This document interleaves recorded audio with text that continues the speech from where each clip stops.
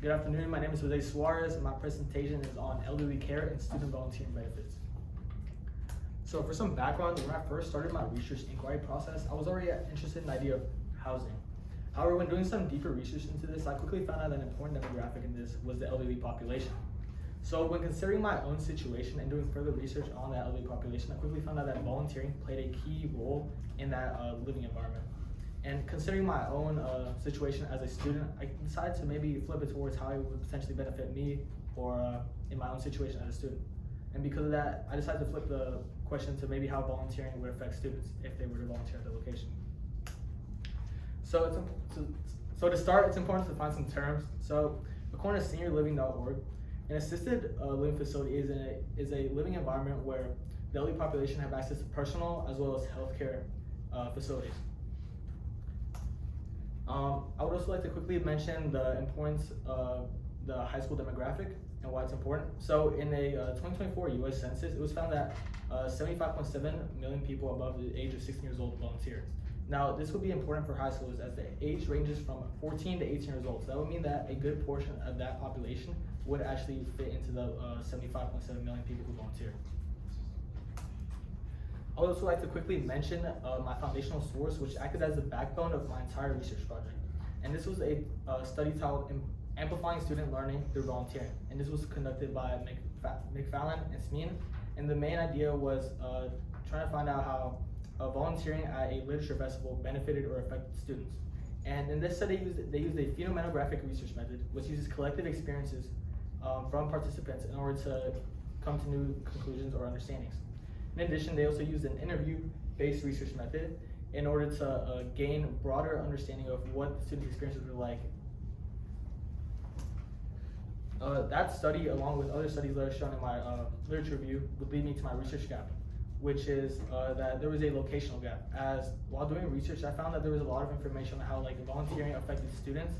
However, there wasn't a lot of information on how specifically volunteering at assisted living or elderly care location would benefit students. So it was a locational gap. This would lead me to my research question. What are the benefits high schoolers gain from experiences volunteering at assisted living or elderly care locations? And as a whole, is it beneficial for high school students? Okay, now going on to my literature review. So when I was doing my literature review, I quickly found out that in a study by Dietz, it was found that the older population actually volunteers more than the younger population. And the reason why is because they are actually more interconnected to their community. However, even still, the younger population receives major benefits. Like, for example, career-based benefits. As in a study by Puzasi, it was found that volunteering in high school students is actually linked to the pursuit of higher education. In addition, in a study by Cole Claiborne, it was also found that volunteering was often linked to increased graduation rates. And then lastly, in an experience by Padilla, who was a high school teacher, it was found that volunteering was actually used by students in order to strengthen their college resumes. Now moving on to wellness-based effects. So in two different studies, one by Jenkinson and one by Lanza, it was found that volunteering actually lowers chances of anxiety, depression, and behavioral problems. However, there would be a contrasting study by Stewart who found that volunteering actually led to burnout and anxiety, which would just cause a discrepancy in the information. And lastly, there was also character-based benefits. So in an older study by Wilson, it was found that volunteering actually led to empathy as well as a growth in social skills, which would overall lead to a positive character or positive character growth. This would all lead me to my hypothesis.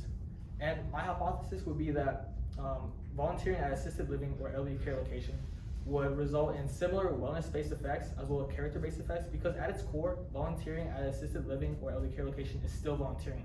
However, the main place I feel there would be a difference would be in career-based benefits. And the reason why is because if an individual or student is volunteering at these locations, they would be surrounded by the elderly as well as people who work in the health or service sector. So this would mean that they could potentially be influenced or swayed in favor of working in this type of field. Now going on to my methodology. So at first, considering my foundational source, I was considering using a phenomenographic research model just like them, as I had a similar question to them. However, after considering it a little bit longer, I decided to actually use a thematic review instead of a phenomenographic research method. The reason why is because a phenomenographic research method uses collective experiences and makes connections between those experiences. However, my question just wanted to get a broader view of what the potential effects were. So by using a thematic review, which uses reoccurring ideas and data, I felt it would just fit my research questions better.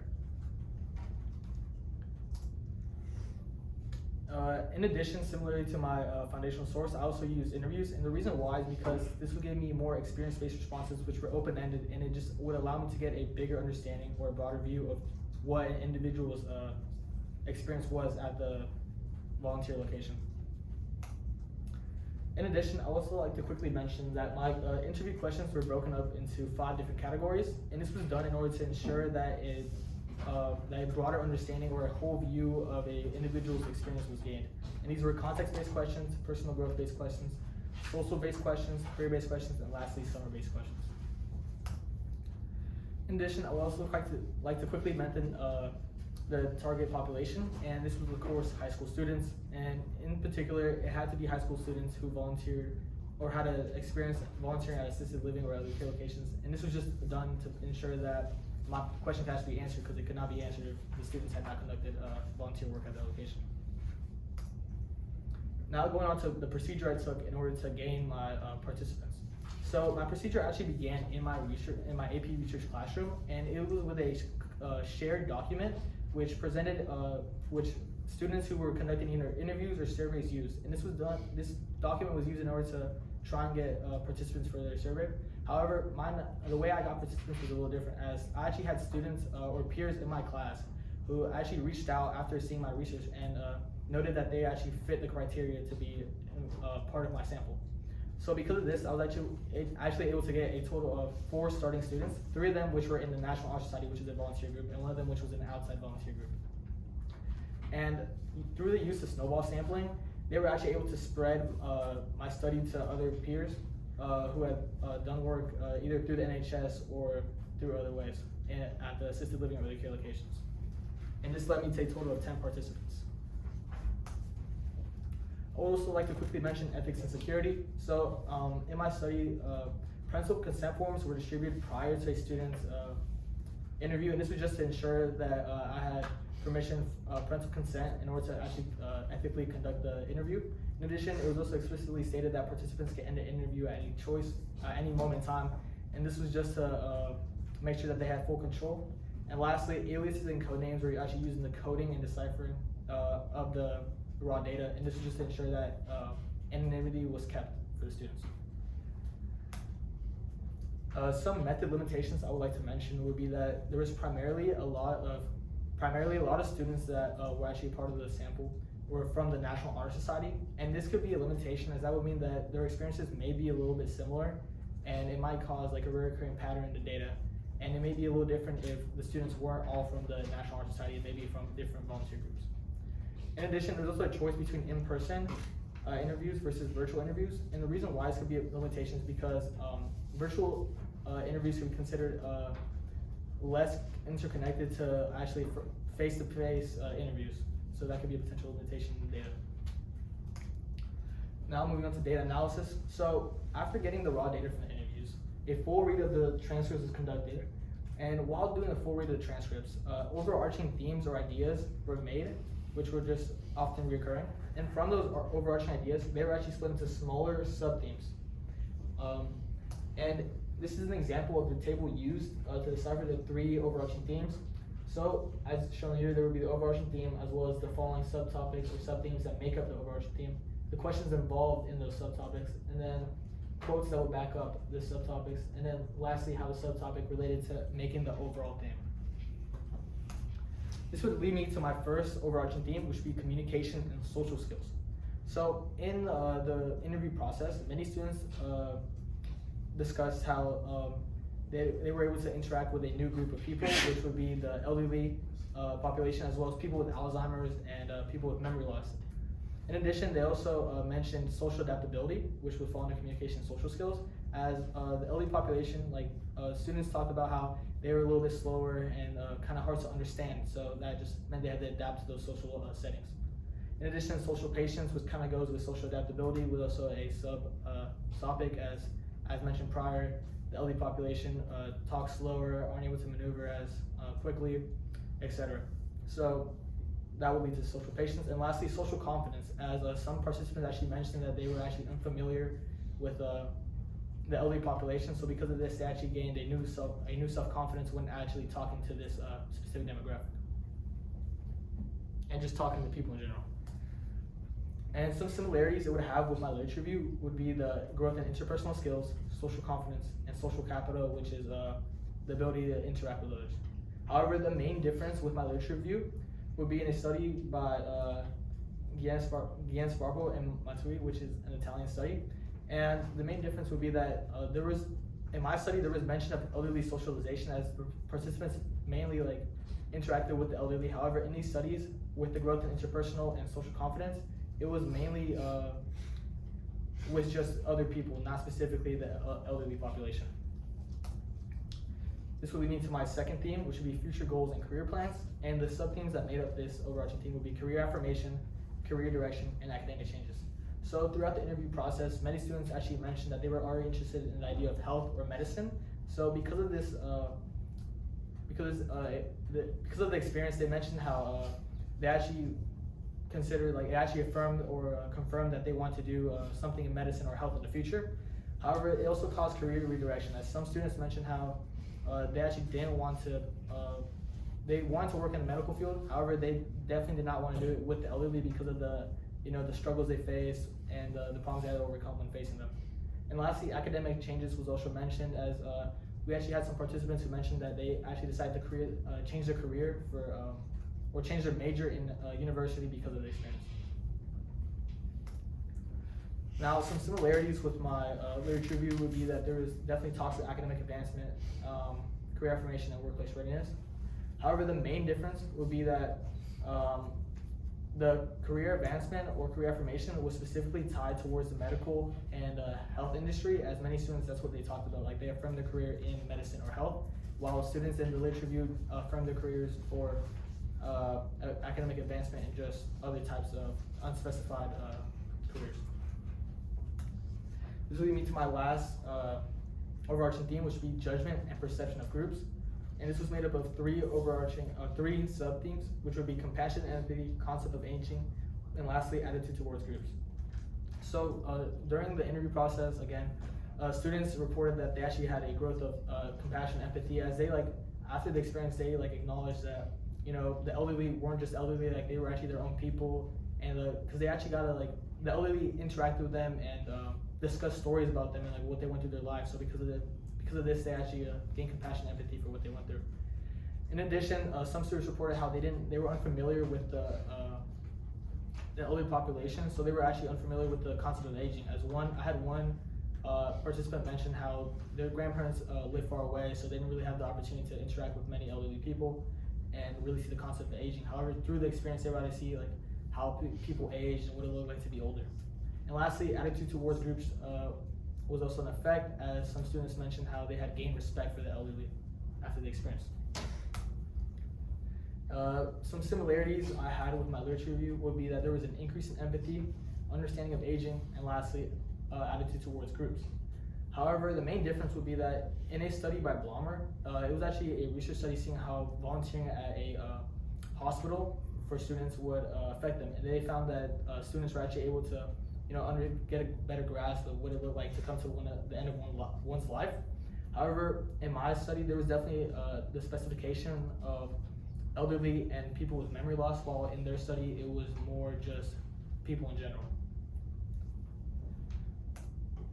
This would lead me to my implications. So one implication I would have would be that if a student were to volunteer at this location, they would definitely gain soft skills, which would involve communication and interpersonal skills. However, these skills would be more directed towards the elderly population. So that means you could just in the future, they could talk with the elderly more effectively. In addition, another implication would be that if a student was already interested or wanted to pursue a career in health or medicine, this would be beneficial for them, as many students affirm that because of this experience, they actually were interested and more willing to actually pursue that career path they already had in mind of health and medicine. This would lead me to my hypothesis. So my hypothesis was correct on the part of character growth, as there was definitely uh, it was definitely discussed that students showed a growth in empathy and judgment, which would show positive character growth. However, a place where it was mildly correct would be in the idea of there being career influence, as there was definitely career influence as shown by my results. However, it was to careers that were already like present, because a lot of students were already interested in the idea of medicine or health. So it was already like an existing influence. And then lastly, there was definitely wellness-based effects, and that will become in the form of social capital, and as people develop social skills. So that just meant that they were maybe more comfortable, which would be kind of a sign of wellness. And then some result limitations would be that the results wouldn't really be generalizable. And the reason why is because it was a small sample size of 10 participants, as well as a majority female population. Now, you may be asking, what is some future research? Well, some future research would be some future directions for future research would be a replication of the study with a larger sample size, and this would be done in order to generalize the results to a larger population, and maybe draw comparisons between my small sample size and a larger one, and this would be done in order to maybe compare and see if they're similar or different. And then lastly, a replication of the study should be done with a male-dominated sample. As my research sample was actually female-dominated, as there was a total of 10 participants, with 8 of them being female and 2 of them being male. So if a study was replicated with primarily males, then we can maybe draw a comparison to see if maybe females are affected differently to males through this voluntary experience. And this is my work site. Okay.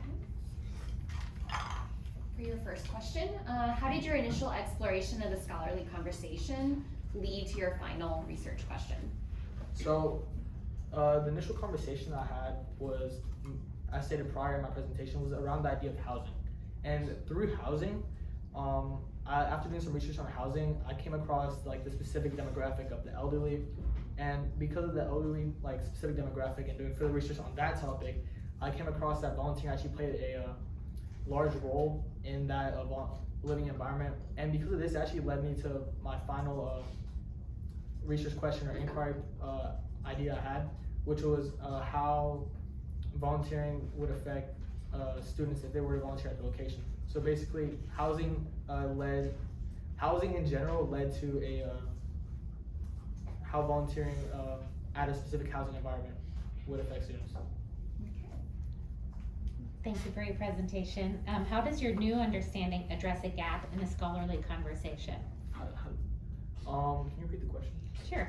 How does your new understanding address a gap in the scholarly conversation?